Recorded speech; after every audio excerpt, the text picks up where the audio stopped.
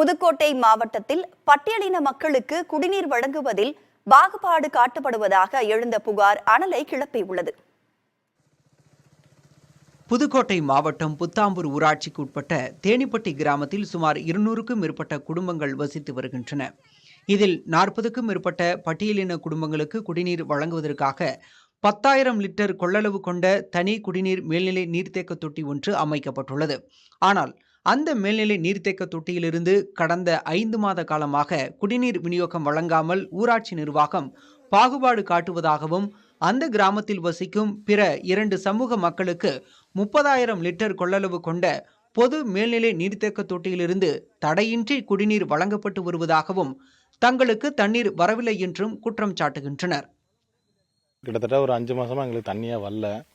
இதை முன்னிட்டு நாங்கள் போய் இப்போ பஞ்சாயத்து தலைவர்கிட்டையும் நிறைய பேர்கிட்டையும் போய் முறையிட்டோம். ஆனால் சரியான ஒரு சொல்யூஷன் எங்களுக்கு கொடுக்கல. அதனால தான் இன்னைக்கு காலையில் நாங்கள் எல்லா மக்களும் முடிவு பண்ணி நாங்கள் போராட்டத்தில் ஈடுபட்டோம். இன்னைக்கு இந்த தொட்டி கிட்டத்தட்ட இதில் தண்ணியே வரல. இதை இந்த சமூகத்துக்கு இந்த தொட்டியை தனியாக கட்டினால தான் இப்போ பிரச்சனையே. இப்போ எங்களுக்கு ஆரம்பத்தில் அந்த 30,000 லிட்டர் டேங்க்லேருந்து வந்துச்சு. அதே டேங்க்லேருந்து எங்களுக்கு தண்ணி வந்துட்டு இருக்கணும். ஒரு நாளைக்கு அவங்களுக்கு அடுத்ததற்கு 3 சமூகம் தான் இருக்குது. 3 சமூகத்துக்கும் தனித்தனியாக ஒவ்வொரு நாளும் விட்டால் கூட எங்களுக்கு ஓகே.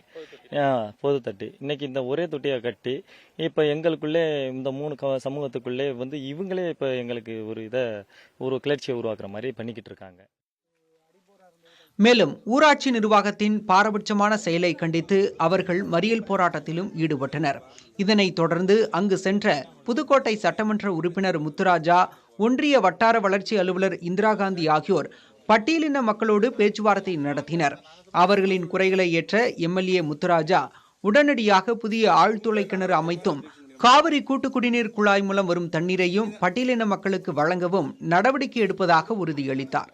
அதே நேரத்தில் பட்டியலின மக்களுக்கு பாகுபாடு காட்டப்படுவதாக எழுந்த குற்றச்சாட்டையும் அவர் மறுத்தார். 3 பேருக்கு தண்ணி கொடுக்கணும் தான் பார்க்குறோம். ஒரு லைன் போட்டு இழுத்து கொண்டாந்துருக்காரு. அதில் அடிக்கடி டேமேஜ் யாரோ பர்பஸாகவே பண்ண மாதிரி தெரியுது. அதை ஒரு கம்ப்ளைண்ட் கொடுத்துருக்கேங்கிறாரு. இப்போ உடனடியாக தீர்வு காண்றதுக்கு இந்த டேங்க் பக்கத்துலேயே நாளைக்கு ஒரு போர் போட்டு கொடுத்துருக்காங்க. அது இந்த யூஸ்க்கு ரெஃப்யூஸ்க்கு.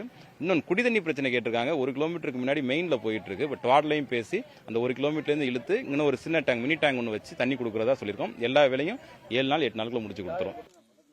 சட்டமன்ற உறுப்பினர் முத்துராஜா இந்த விவகாரத்திற்கு முற்றுப்புள்ளி வைத்தாலும் அடிப்படை பிரச்சனையான குடிநீர் பிரச்சனைக்கு மாவட்ட நிர்வாகம் விரைந்து தீர்வு காண வேண்டும் என்பது பாதிக்கப்பட்ட பட்டியலின மக்களின் கோரிக்கையாக உள்ளது. புதிய தலைமுறைக்காக ஒளிப்பதிவாளர் உதயகுமாருடன் சுப முத்து பழம்பதி.